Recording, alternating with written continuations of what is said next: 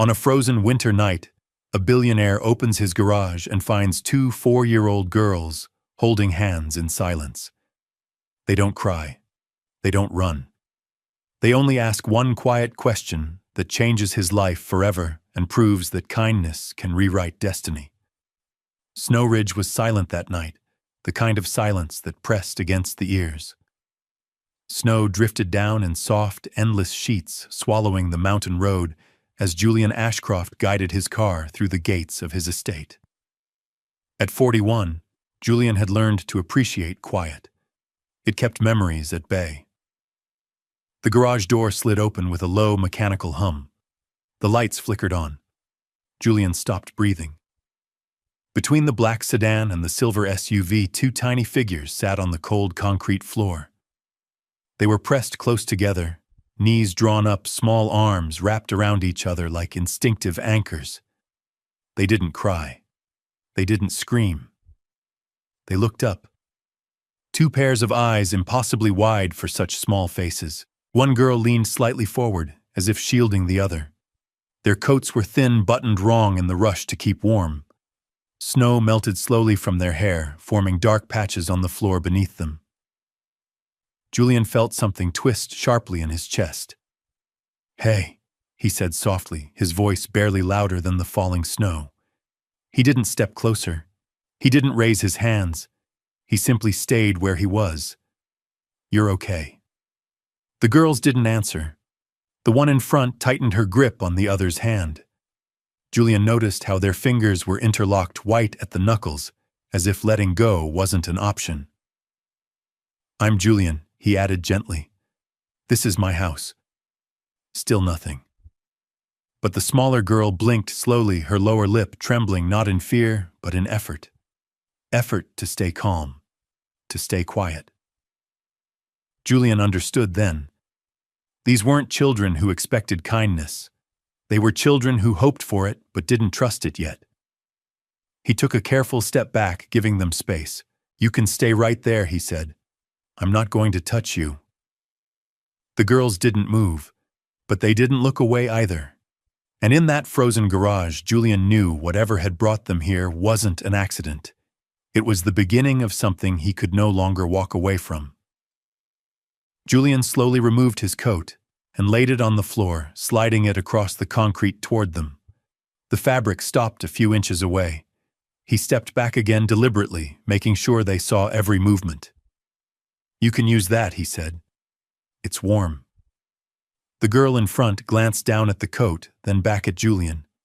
Her eyes flicked quickly around the garage, measuring exit's shadows' distance. Then she looked at the girl behind her, who nodded almost imperceptibly. Only then did she reach forward. She pulled the coat toward them and draped it over both their shoulders, tucking it carefully around the smaller one first. Julian swallowed hard. Protection came naturally to her, too naturally for someone so young. "I'm Rose," the girl finally said. Her voice was quiet but steady. "This is Lily." Lily didn't speak. She leaned into Rose's side, her small fingers gripping the sleeve of her sister's sweater.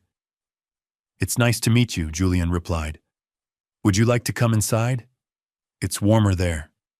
Rose hesitated. "We won't touch anything," she said quickly. "We promise." The words landed heavier than they should have. "You don't have to promise," Julian said, keeping his tone calm. "You're guests." The girls exchanged a look. Lily nodded first. Inside the house glowed with soft light and warmth. Julian guided them to the living room, keeping his distance. He brought blankets kneeling to their level and placed them gently over their laps. Rose relaxed first. Lily followed her shoulders, lowering inch by inch. Julian set 2 mugs of warm cocoa on the table, letting the steam rise slowly. "You can drink it if you want." They did. Small sips. Careful. Like the warmth might disappear if they trusted it too much. Julian watched quietly. He didn't ask where they came from. He didn't ask why they were here. For now it was enough that they were safe, and that for the first time in a long while they weren't alone. Morning came softly, filtered through falling snow and pale light. Julian had barely slept.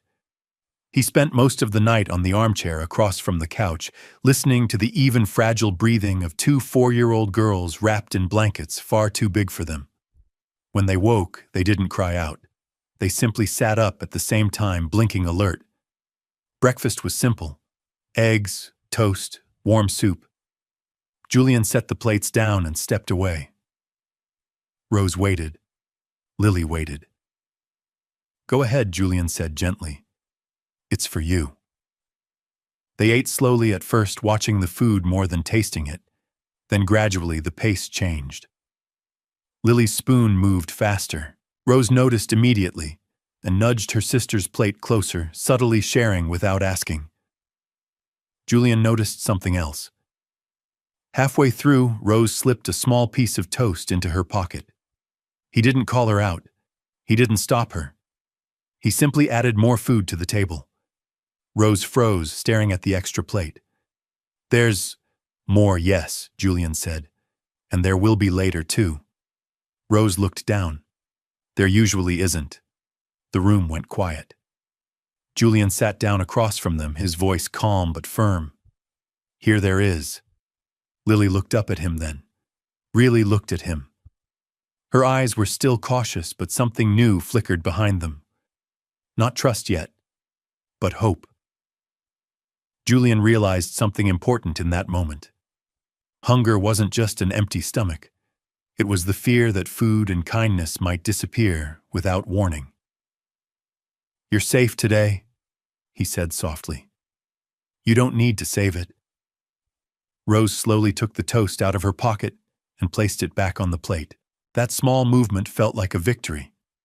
Outside, the snow kept falling. Inside, something fragile was beginning to thaw. Julian made the call quietly, stepping into the hallway so the girls wouldn't hear urgency in his voice. He chose his words carefully, the way responsible adults did when children were involved. No panic, no accusations, just concern. "Family doctor," he said. "Routine, 2 kids. I want everything calm." When Dr. Halverson arrived, she didn't wear a white coat. She smiled gently and knelt down to the girls' level, introducing herself as if this were a normal visit. Because to children, normal mattered more than truth. Rose answered questions carefully. Lily stayed close, listening. The doctor checked their hands, their breathing, their temperature. Everything was done slowly, with permission. Julian watched every movement, ready to step in if fear crossed their faces. It didn't. "They're cold," the doctor said quietly to Julian later. "Hungry. Very tired." Julian waited. "But nothing alarming," she added. "No injuries, no signs of harm. Just kids who've been outside longer than they should have." Relief washed through him, sharp and sudden. Before leaving, the doctor crouched in front of the girls again. "You did a good job staying together," she said warmly. "That was very smart." Rose straightened at the praise. Lily gave the smallest smile. After the door closed, Julian returned to the living room. The girls were sitting on the couch, feet tucked under the blankets, eyes following his every move. "You're okay," he told them. "That was just to make sure you stay healthy." Rose nodded. "We didn't do anything wrong," she said, not asking, stating. "No," Julian replied firmly. "You didn't." That answer seemed to settle something deep inside them. For the first time since arriving, Lily leaned back against the couch instead of perching on the edge. And Julian understood safety wasn't a locked door or a big house. It was being checked on without being questioned. Later that afternoon, while the girls colored quietly on the rug, Julian stepped into his office and made another call. This one was careful, professional, necessary, child services. "I'm not filing a complaint," he said clearly. "I'm requesting an advocate. 2 minors wandered onto my property last night. I want to do this the right way." The response was calm, reassuring. An advocate would arrive soon. Julian hung up and leaned against his desk, exhaling slowly. He wasn't afraid of procedure. He trusted systems when they were followed correctly. Back in the living room, Rose was explaining her drawing to Lily. It showed 3 shapes under one roof. No faces, just together. Julian knelt nearby. "Someone's going to come talk to you later," he said gently. "Her job is to make sure kids are safe. You don't have to answer anything you don't want to." Rose looked up. "Are we leaving?" "Not right now," Julian replied honestly, "and I'll be here." Lily crawled closer, sitting cross-legged beside him. She didn't speak. She simply rested her hand on his sleeve, as if checking that he was real. Julian stayed very still. Then the intercom buzzed. "Mr. Ashcroft," the security guard said carefully, "there's a woman at the front gate. She says she's looking for 2 little girls." The room changed instantly. Rose stiffened. Lily's fingers tightened. Julian stood calm on the outside, alert on the inside. "Keep the gate closed," he said. "I'll handle it." Rose looked up at him, eyes wide but steady. "We didn't tell her where we were," she said quickly. Julian knelt again. "I know," he said. "You didn't do anything wrong?" Lily shook her head once. "Please," she whispered. "Don't let her be mad." Julian placed a hand over hers, not gripping, just present. "No one's mad," he said. "And no one is coming inside without permission." As he walked toward the door, Julian felt it clearly now. This wasn't danger. This was a test of responsibility. The iron gate stood between Julian and the woman outside, tall and unmoving. Snow crunched under her heels as she paced, phone already in her hand. Her smile appeared practiced, not warm. "There you are," she called when she saw him. "I've been worried sick."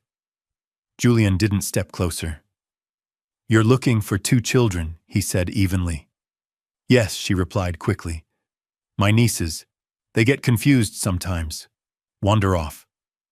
Julian kept his voice calm. "They're safe. An advocate is on the way." Her smile tightened. "That won't be necessary." Julian didn't argue. He didn't accuse. "It is," he said simply. "This is standard." Behind him, through the glass, he could see Rose and Lily peeking from the hallway, half hidden. He subtly shifted his stance, blocking their view. The woman's eyes flicked past him sharp. "They like attention," she said lightly. "They exaggerate." Julian met her gaze. "They're 4. Silence hung for a moment. "I'll wait," the woman said, finally crossing her arms. "But this is all a misunderstanding." Julian nodded once. "Then clarity will help everyone." Minutes later, the advocate arrived. Calm, neutral, professional. She spoke to the woman first, then to Julian. Everything stayed outside the gate. No raised voices, no accusations, just procedure. Inside, Rose sat very straight on the couch, holding Lily's hand. "Are we in trouble?" Lily whispered. Julian crouched in front of them. "No," he said. "Adults are just talking." Lily studied his face carefully. Then she nodded. Outside, snow continued to fall. Inside, Julian felt something solid form in his chest. Not fear, not anger. Commitment. Whatever happened next, these children would not face it alone. The advocate introduced herself as Ms. Evelyn Carter. She didn't carry a clipboard. She didn't sit above them. Instead, she chose the rug, sitting cross-legged a few feet away from Rose and Lily, leaving space between them on purpose. "Hi," she said gently. "I'm here to make sure everyone is okay." Rose studied her face carefully. Lily hid half behind her sister, peeking out only when Miss Carter smiled. "You don't have to answer anything you don't want to," Miss Carter added. "There are no wrong answers." That mattered. They talked about simple things first. Favorite colors. Which cartoons they liked. What kind of weather felt nicest. Lily whispered answers into Rose's ear, and Rose passed them along faithfully. Miss Carter noticed everything. How Rose always answered first. How Lily watched adults before speaking. How both girls relaxed only when Julian was nearby. And last night, Miss Carter asked softly, "Do you remember how you came here?" Rose nodded. "We followed lights," Lily added quietly. They didn't turn off. Miss Carter smiled. That makes sense. There was no pressure to explain more. Julian sat back, hands folded, letting the girls lead the pace. He felt a strange tension in his chest, not fear but the weight of doing things correctly. He trusted the process, but he also trusted what he saw with his own eyes. After a while, Miss Carter stood. "Thank you for talking with me," she said. "You did very well." Rose straightened again. Lily relaxed into the couch. Miss Carter turned to Julian. "I'll need to follow protocol," she said quietly. "That means temporary arrangements while we clarify guardianship." Julian nodded once. He had expected this. Inside, something tightened, but he didn't let it show. When Miss Carter left the room, Lily looked up at him. "Are we going away?" Julian knelt immediately, bringing his eyes level with theirs. "Not forever," he said carefully. "And I will come back." Rose tilted her head. "You promise?" Julian didn't rush the word. "Yes." That single word landed heavily. Not dramatic, not loud, but solid. The car waited at the end of the driveway. Not a police car. Not flashing lights. Just a regular vehicle with a calm driver and a soft blanket folded neatly on the back seat. Still, the girls felt the difference. Lily's fingers curled tightly into Julian's sweater as soon as she saw it. Rose didn't cry. She went still. Julian knelt between them. "This is temporary," he said slowly. "You'll stay somewhere warm, someone kind will be with you, and I'll see you again." Rose searched his face like she was memorizing it. "How soon?" "As soon as I'm allowed," Julian answered honestly. Lily whispered, "Will you forget us?" The question cut deeper than any accusation ever could. Julian shook his head. "No, not even a little." Rose reached into her pocket and pulled out the small crayon she'd been carrying all day. She pressed it into Julian's hand. "So you remember," she said. Julian closed his fingers around it, throat tight. "I will." Miss Carter waited patiently, giving them time. No rushing, no pulling. When it was time, Julian walked them to the car. Lily hesitated, then wrapped her arms around his leg in a quick, fierce hug. Rose followed slower, but just as tight. Julian held them carefully, not possessive, not desperate. Present. "I'll be back," he said again. This time Lily nodded. As the car pulled away, Julian stood alone at the gate, snow settling on his shoulders. The estate felt impossibly large now, empty in a way money could never fill. He didn't go inside right away. He stayed there watching until the car disappeared down the mountain road. Then he turned back, already planning the next step. Because promises meant nothing without action. The house didn't feel like home anymore. Julian walked through the living room slowly. The blankets were still folded on the couch. 2 cups sat on the table, cocoa long gone cold. A coloring page lay unfinished on the rug, 3 shapes under one roof. Julian picked it up carefully. He went to his office and made calls. Lawyers, advocates, specialists who worked with families, not corporations. He didn't raise his voice. He didn't demand shortcuts. He asked questions. He listened. By evening, the snow had stopped. The silence outside felt different now, less peaceful, more expectant. Julian sat by the window, the crayon still in his palm. He replayed everything. Rose's careful words, Lily's quiet trust. The way they held hands, like letting go wasn't an option. They hadn't asked for much, just to stay together, just to feel safe. Julian stood. He didn't know how long this process would take. Days, weeks, maybe longer. But one thing was clear. He wasn't stepping back. Some people built companies to leave a mark. Some built legacies. Julian realized he was being asked to protect something far more fragile and far more important. Outside, the first stars appeared over Snow Ridge. Inside the empty house, 2 bedrooms were already waiting. The visitation room was smaller than Julian expected. No metal bars, no harsh lights. Just a round table, soft chairs, and a window that let winter sunlight spill gently across the floor.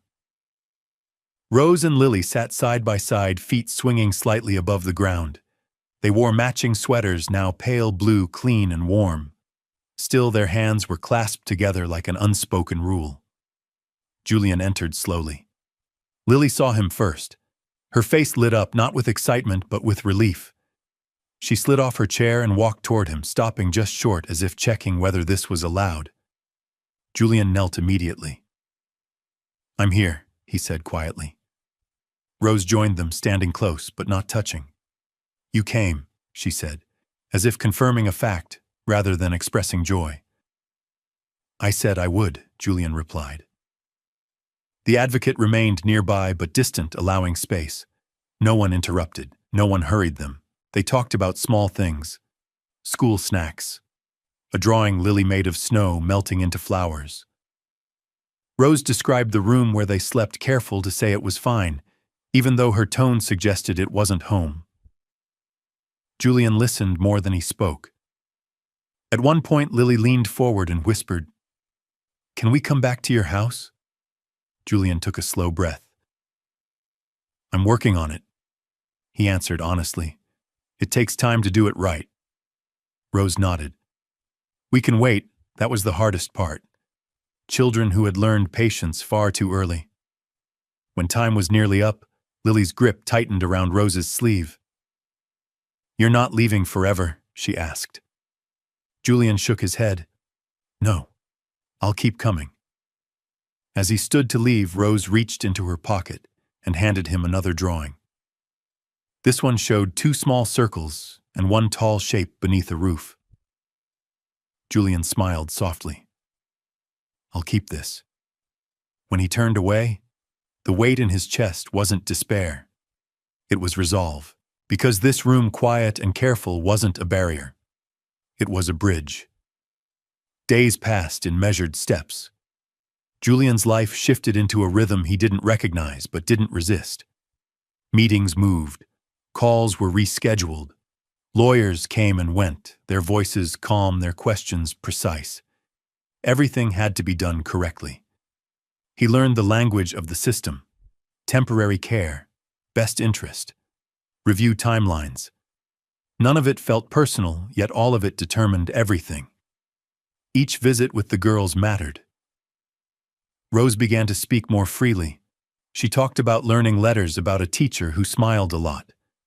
Lily stayed quieter, but sat closer to Julian, each time her shoulder, sometimes brushing his arm, testing comfort like a fragile bridge. One afternoon, Lily asked, "Why do people keep asking us the same questions?" Julian answered carefully, "Because they want to be sure they understand." Rose frowned. "They already know." Julian smiled faintly. Sometimes adults need extra time. At night, back at the estate, Julian walked past the guest rooms he'd prepared. Beds made, nightlights plugged in, books placed neatly on shelves, waiting rooms, not assumptions. There were moments of doubt. Not about the girls, but about the system. About whether patience could outlast procedure. But then his phone would buzz. A message from Ms. Carter. Another step approved. Another meeting scheduled. Progress didn't announce itself loudly. It arrived quietly. Julian understood now why children learned to listen so closely. Why silence could feel heavy. Why hope had to be handled carefully so it didn't break. He never spoke poorly of anyone. Not in calls, not in documents. He focused on facts, stability, continuity, emotional safety. And when the court date was finally set, Julian felt no triumph. Only gravity, because the outcome would shape more than paperwork. It would shape trust. The courtroom was calm. No raised voices, no gasps, no spectacle. Just wood benches, muted colors, and a judge who listened more than she spoke. Rose and Lily sat with the advocate at a small table, feet dangling, hands linked as always. They wore simple dresses, their hair neatly brushed. They looked smaller here, not frightened, just aware. Julian sat across the room, posture, steady eyes never leaving them. The judge reviewed reports, observations, professional assessments. She asked careful questions, not to trap, to understand. When Rose was invited to speak, she stood slowly.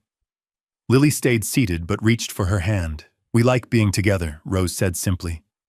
"And we feel safe when he's there." No embellishment, no emotion pushed forward, just truth. The judge nodded. "And what does safety feel like to you?" Rose thought for a moment. "Quiet," she said, "and warm." Lily whispered, barely audible and not rushed. The courtroom remained still. Julian didn't move. He let their words stand on their own. After a long pause, the judge folded her hands. "This court recognizes the importance of continuity and emotional security," she said. "Temporary guardianship will be granted to Mr. Julian Ashcroft, effective immediately pending final review." The words settled slowly. Rose blinked. Lily looked up at the advocate, confused. Julian exhaled, not in relief but in gratitude. The judge added gently, "This decision is made with care. Children deserve protection, not uncertainty." As they left the room, Lily slipped her hand into Julian's. This time, no one stopped her. The drive back to Snow Ridge felt different this time. Rose and Lily sat quietly in the back seat, bundled in warm coats provided by the advocate. They didn't press their faces to the windows. They didn't ask questions. They simply watched the road unfold hand in hand, as if memorizing the way back. Julian drove slowly, not because of the snow, because of the moment. When the iron gates of the estate opened, Lily leaned forward slightly. "This is the place," she whispered, not surprised, just certain. "Yes," Julian replied. "You're home." The word hung gently in the air. Inside, the house felt warmer than before, even though the temperature hadn't changed. Julian led them into the living room, first the same couch, the same soft blankets folded neatly at the corner. Nothing had been moved. Rose noticed immediately. "You didn't change it," Julian shook his head. "I wanted it to feel familiar." Lily nodded, once satisfied. He showed them the bedrooms next. 2 small rooms side by side, neutral colors, low beds, nightlights already glowing softly. Nothing extravagant, nothing overwhelming. "These are yours," Julian said, "if you want them." Rose stepped inside, slowly scanning every corner. Lily stayed in the doorway, gripping her hand. "Can we sleep together?" Lily asked quietly. Julian answered without hesitation. "Yes." The tension in Lily's shoulders eased just a little. That night dinner was quiet. Not awkward. Just careful. Rose asked permission before sitting. Lily waited to be told she could eat. Julian gently corrected both once, then twice, then stopped repeating himself. He understood. Change took time. Later, when Julian turned off the lights in the hallway, he paused outside their room. The door was slightly open. He could hear soft breathing, uneven at first, then steady. He didn't close the door. For the first time since that winter night, the garage wasn't the place where the story lived anymore. The house was. Healing didn't arrive like a celebration. It arrived quietly.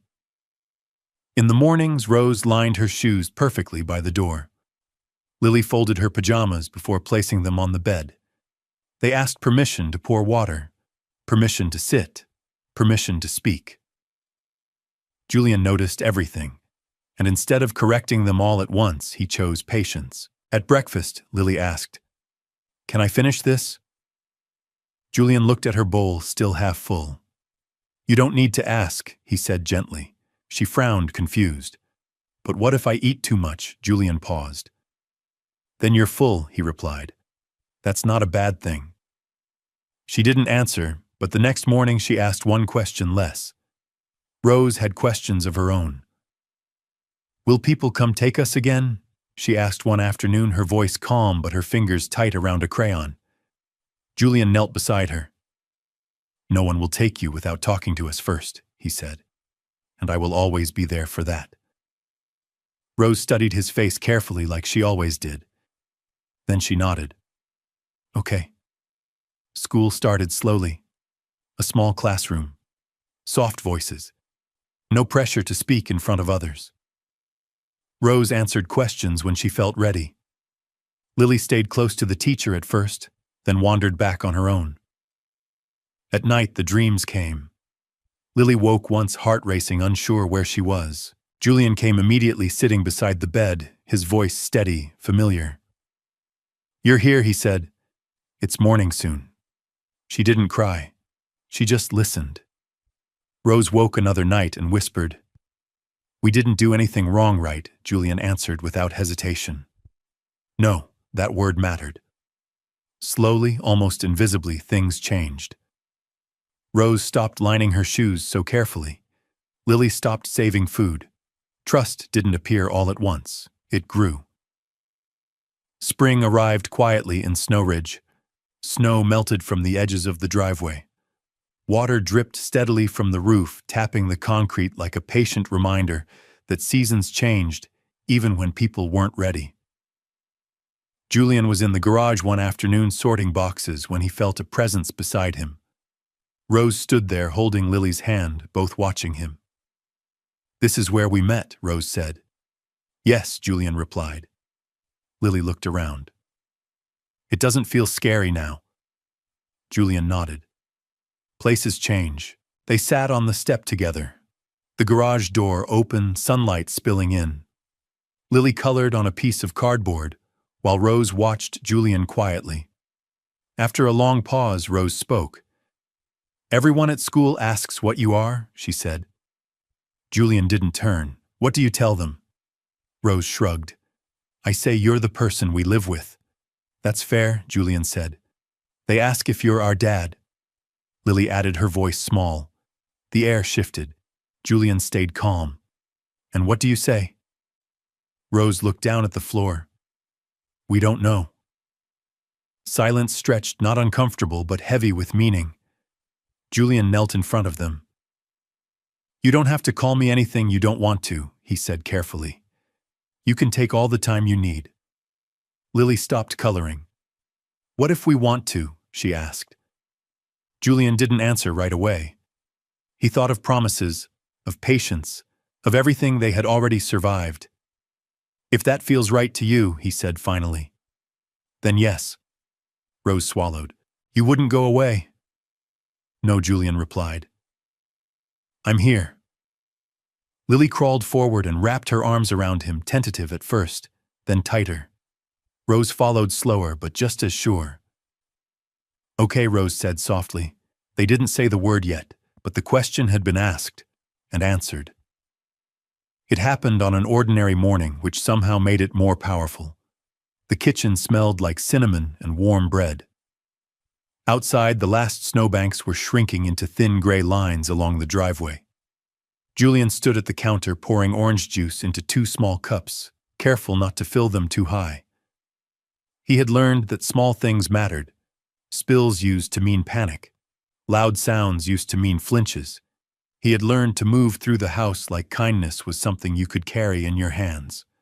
Rose and Lily sat at the island, shoulders relaxed, now legs swinging crayons beside their plates, because they still liked to color between bites. Rose was drawing a sun with rays that went too far off the page. Lily was quietly tracing the outline of a small house. Julian placed a plate of toast down and stepped back. "Thanks," Rose said automatically. Julian smiled. "You're welcome." There had been a time when they would have waited for permission to eat. Now they reached for their food without looking at him first.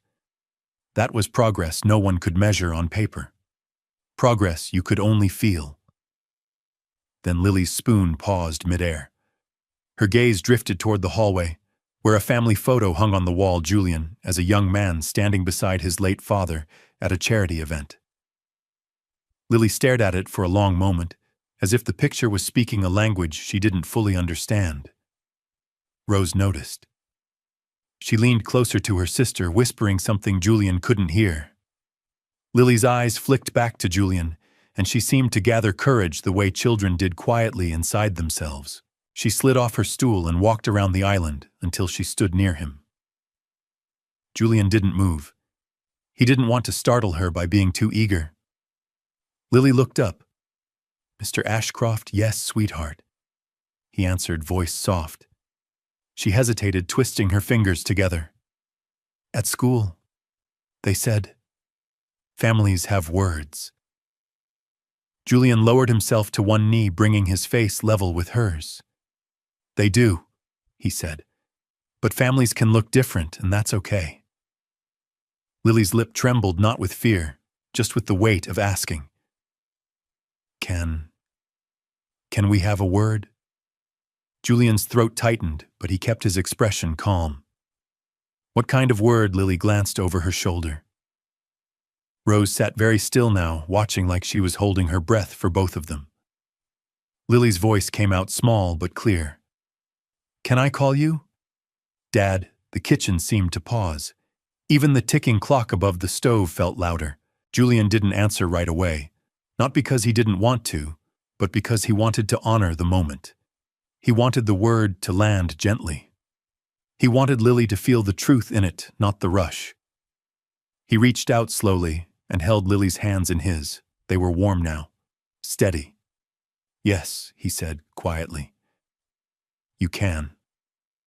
Lily's shoulders sagged in relief, as if she'd been carrying that question like a backpack too heavy for her small frame. She leaned into him, pressing her forehead against his shoulder. Julian wrapped an arm around her, carefully letting her decide how close was comfortable. Rose slid off her stool too. She walked over, stopping just a step away. Julian looked up at her. "You don't have to if you're not ready," he said. Rose blinked fast. "I want to," she whispered. Julian opened his other arm, inviting but not pulling. Rose stepped in. Two small bodies, one quiet embrace. No tears, just a deep exhale of something that finally felt allowed. Julian closed his eyes for a brief moment. He thought of the man he used to be, controlled, distant, successful, and untouched. And he realized with a gentle shock that he didn't want to go back to that version of himself. When Lily finally looked up, her eyes were calm. "Dad," she said again, as if testing the sound in the air. Julian smiled. "Yes," Lily nodded, satisfied. Some words didn't change paperwork. They changed the heart, and for the first time that word didn't feel like a dream. It felt like safety. The next few weeks were made of ordinary things, and Julian learned that ordinary could be extraordinary when it came from a place of trust. Rose began bringing home drawings from school, crayon houses, trees, a sun that looked like it was dancing. Lily brought home fewer drawings but more stories spoken softly at bedtime, as if she was practicing a new skill being heard. Julian listened to everything. He never laughed at their seriousness. He never brushed off their questions. He answered the way responsible adults should, truthful, calm, and steady. One night, Lily asked from under her blanket, "Do dads get mad?" Julian sat on the edge of her bed, leaving space between them. "Sometimes," he said. "But being mad doesn't mean being unsafe." Lily looked thoughtful. "What if I spill something?" "Then we clean it up," Julian said simply. Rose in the next bed whispered, "What if we break a rule?" Julian smiled faintly. "Then we talk about it. Rules are for learning, not for scaring." The words settled into the room like warm light. Another day, Rose came into Julian's office holding a small paper crown she had made at school.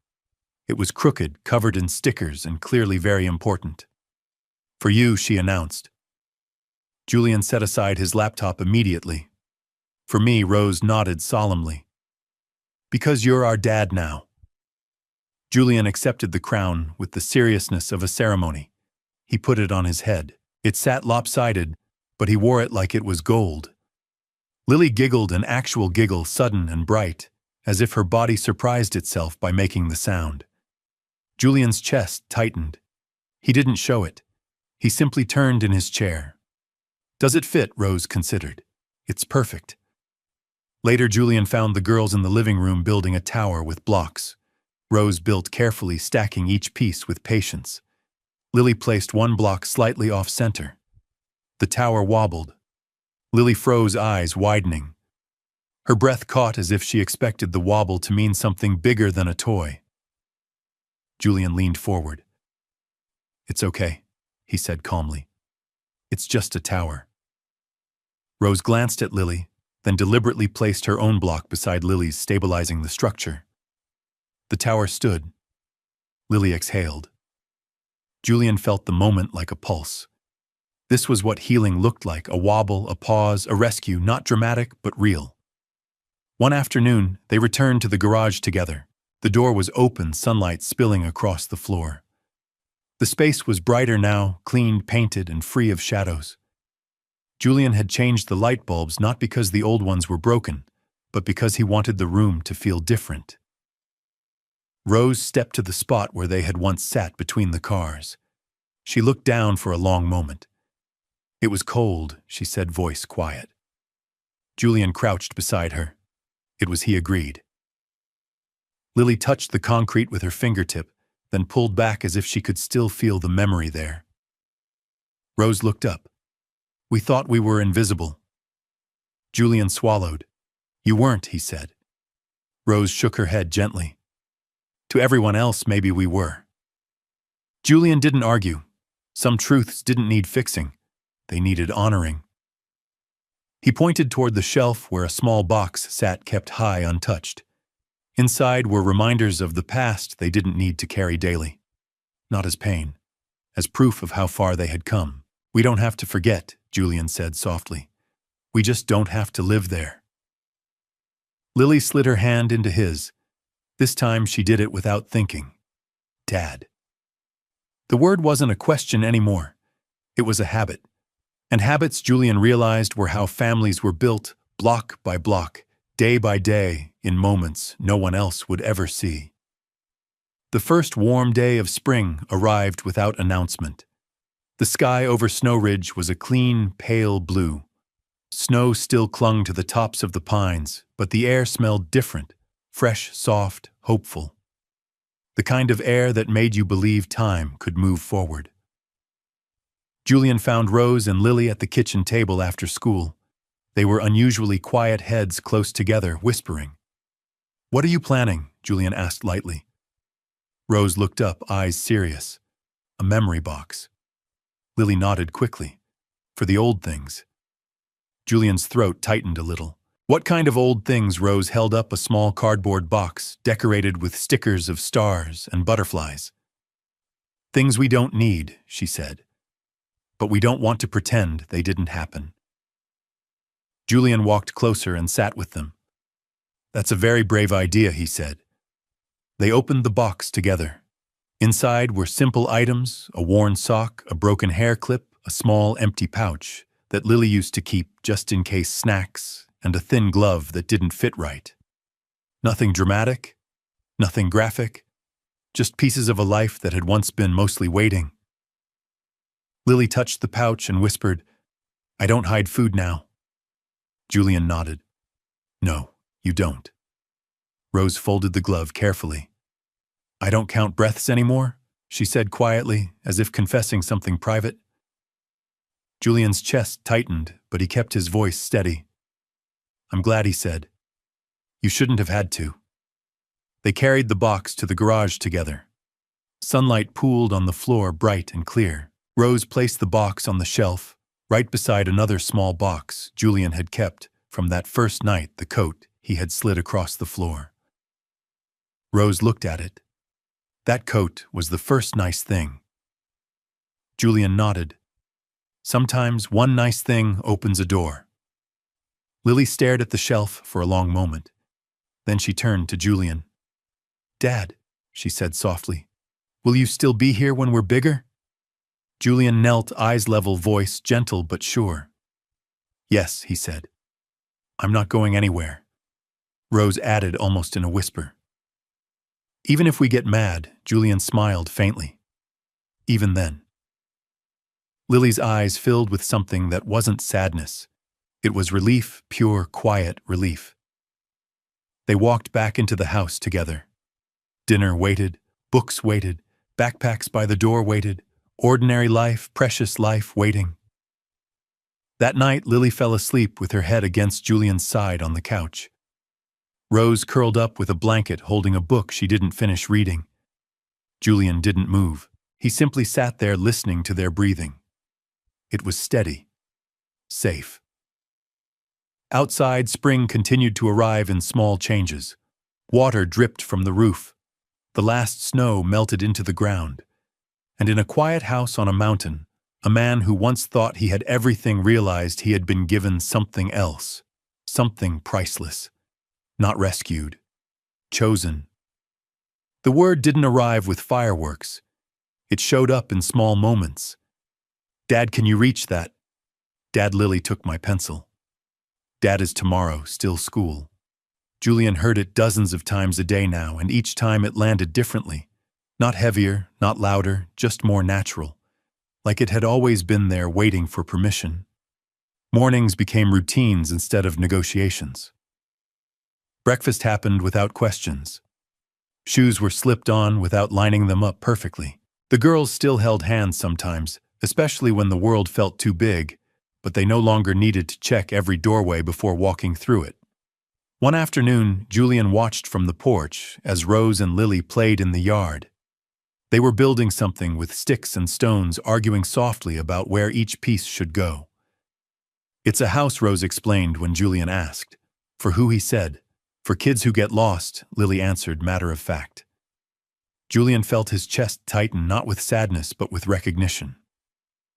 That evening, Rose came to him with a question she had clearly been carrying all day. "Do families always start the same way?" she asked. Julian shook his head. "Number.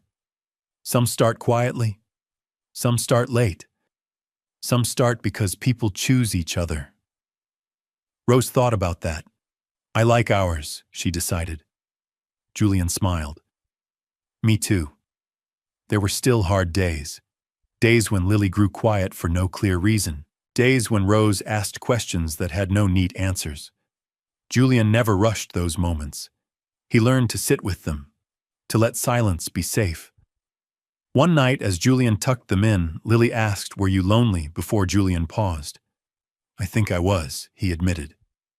Rose nodded as if that made sense. "We were too." Julian turned off the light, leaving the door open just a crack. As he stepped into the hallway, he realized something important. Loneliness didn't disappear because life became perfect. It disappeared because it was shared. The garage door hadn't been fully closed in months. Julian hadn't noticed at first. He realized it only when Rose pointed it out one afternoon, standing at the threshold, sunlight pouring in around her. "It doesn't smell cold anymore," she said. Julian smiled. "You're right." They stood there together, the three of them, looking at a space that once felt like the edge of everything. Now it was just a room. Clean. Bright. Ordinary. Lily tugged at Julian's sleeve. "Can we do something?" "What kind of something?" he asked. She thought for a moment. Something nice. They decided together. Julian called a local children's center, not to donate money, not to make announcements, just to ask what was needed. Art supplies, books, warm clothes. That weekend, Rose and Lily helped sort boxes. Rose organized carefully. Lily added drawings to each box, smiling as she worked. "For who?" Julian asked. "For kids who feel invisible," Lily replied. Julian didn't correct her. Some truths didn't need explaining.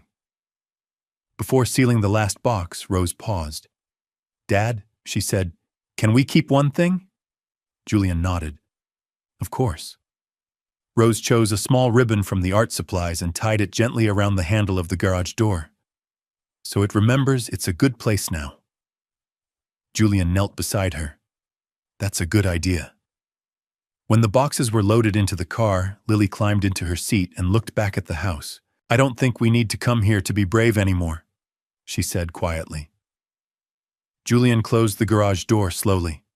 It rolled down smoothly, without echo, without weight. The door didn't feel like an ending. It felt like closure. Summer arrived gently in Snow Ridge. The days grew longer, the house filled with open windows, laughter, and the quiet sounds of life continuing. Rose learned to ride a bike. Lily learned to swim, clinging to Julian's hands until she didn't need to anymore. One evening, as the sun dipped behind the mountains, the three of them sat on the porch steps. Rose leaned against Julian's shoulder. Lily rested her head on his arm. Dad, Lily asked. Yes. Do you think other kids like us will be okay? Julian considered the question carefully. I think they will be, he said, especially when people choose to notice. Rose nodded. Like you noticed us. Julian smiled softly. Like you noticed each other. They sat in silence for a while, watching the sky change colors. Julian thought of the man he had been before, that winter night. Successful, protected, untouched. He thought of the man he was now, tired in new ways, present in ways that mattered. He wouldn't trade it.